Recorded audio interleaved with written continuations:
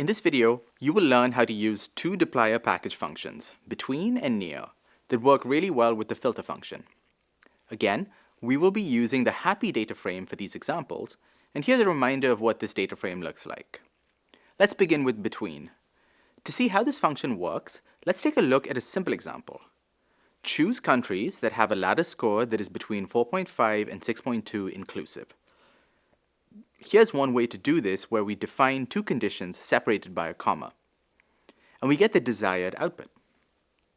Between is a convenience function that allows us to do the same thing in a more compact and arguably more readable way. Between goes inside filter.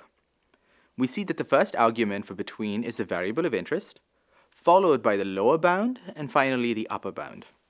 Note that the two values, 4.5 and 6.2, are included. And we confirm that we get the same output as before. The next helpful function is near. Again, let's take a look at a simple example to see how this function works. Say we now want to choose countries that have a ladder score that is equal to 6 plus minus 0.5. We could use the between function for this, which produces the desired output. Or we could use the near function.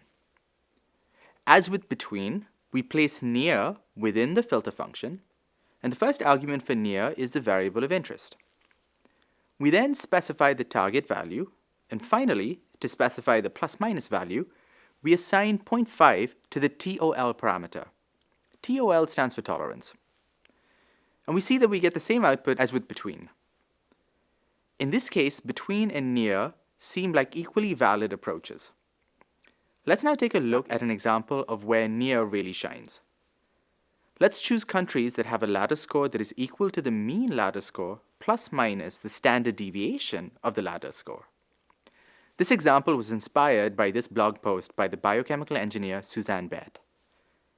We see that the code for this is quite straightforward when we use the near function.